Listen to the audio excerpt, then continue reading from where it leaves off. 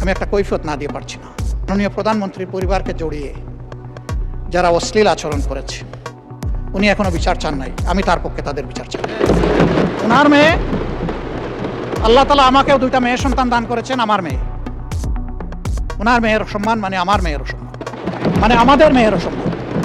এই ইতর প্রাণীগুলা কারা, তাদেরকে নির্মোহভাবে খুঁজে বের করা হোক। প্রিকনসেপ্ট কোনো আইডিয়া থেকে নয়, ব্লেম গেমের জায়গা থেকে নয়, ভেরি ট্রান্সপারেন্টলি এটা বের করে আনা হোক। আমার নিজের দুঃখের কথা নাই বললাম, একটা মানুষ বয়স হওয়া পর্যন্ত সবসময় গায়ে কাপড় রাখার চেষ্টা করেছি। মা বাপ যেটুকু পেরেছেন, আমি এখন যেটুকু পারি সামর্থ্যের আলোকে। তো আমার যে কতবার কাপড় চোপড় খুলে ফেলে, নিজেরটা আমি কারে বলব? মাননীয় স্পিকার, কি শিখাচ্ছি, কাদেরকে প্রশ্রয় দিচ্ছি?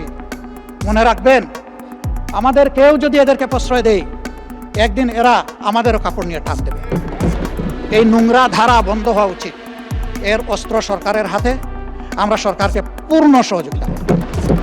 সকল টেকনোলজি কাজে লাগিয়ে প্রথমত বলবো যে এই নোংরামি বন্ধ করার পথ বাইর করুন, গোটা ফিল্টার করে আউট করুন। তারপরে বলবো ইনসিডেন্টালি ওর অ্যাক্সিডেন্টালি কিছু হয়ে গেলে সেইটার কঠোর ব্যবস্থা।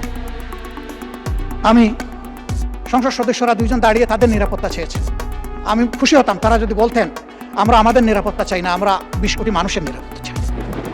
আমি বলবো আমরা 20 কোটি মানুষের নিরাপত্তা চাই।